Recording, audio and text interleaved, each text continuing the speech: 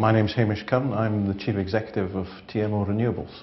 My role is to make resources available for my brilliant people. Our function is to develop a technology that delivers second-generation biofuels economically today. Well, the second generation of biofuels is a solution to this problem of making fuel for motor vehicles without going into the so-called first generation process, which is making fuel from foodstuffs such as corn or sugarcane. And of course the big problem with that is the whole issue about diverting food from the food chain into feeding vehicles. And our preference of course is to feed people, not vehicles.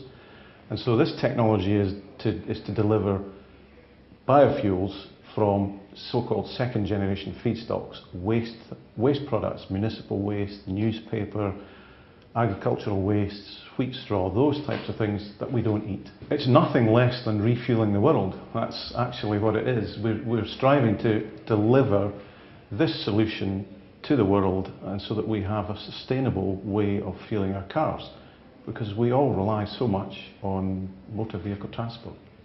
We were founded in 2002, and we were founded with the specific intent of taking this ingenious technology around the biotechnology of microbacteria and exploiting some of their unique talents to deliver a process. So we had a group of scientists who had this vision of taking the science that they'd worked on for decades and turning it into a process. And so we started as a group of absolutely ingenious scientists, and we've evolved into a group of scientists and engineers and commercially oriented folks like myself from the oil and gas business to deliver a whole process, a whole solution for this biofuel question.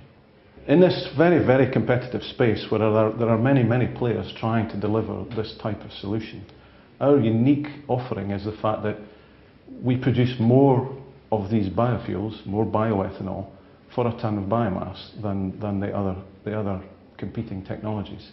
And that's simply because we have an extraordinarily talented little microorganism at the core of our processor. It's like the chip in the computer.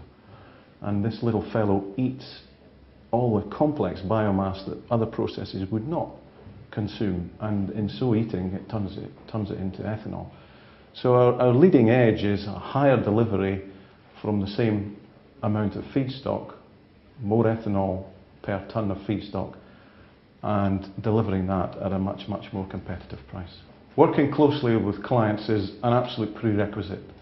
They are the stakeholder of note, and with communication between client and my team know therefore what solutions to provide, because there's no point in driving a research group and a group of development engineers to deliver a solution that the client doesn't want. Ultimately, the end user client is of course the motorist, but between us and the motorist is a grouping of people, the manufacturer of the fuel, the distributor of the fuel, and in that whole value chain there are needs and interests that have to be addressed, and so partnering with the key players is an absolute prerequisite. We look to develop our organisation through the people. We are an intellectual property company, and so we have to continually enrich our people, let them enjoy their jobs, and that's what helps them deliver what we're trying to achieve.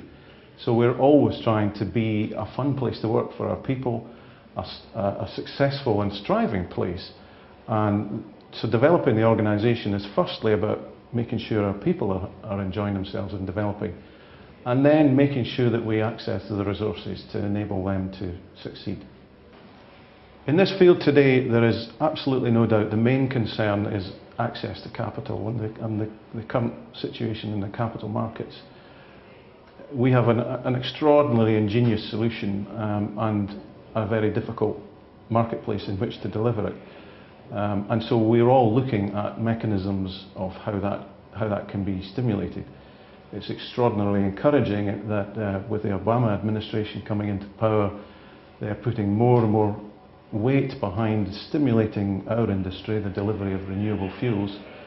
The stimulus package, for instance, has additional funding available for loan guarantees for these types of projects.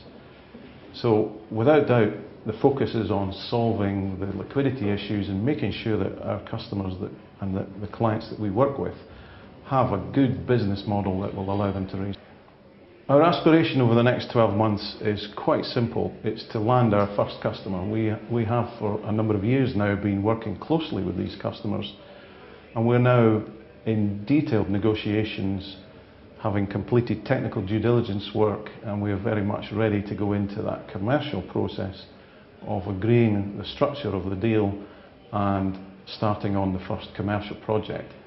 The last 2 years has been a fantastic journey where we've delivered a working process and built a demonstration facility into which our clients have brought their materials and seen how our process can turn their material into their fuel. Now is the time over the next 12 months to crystallise that into commercial agreements.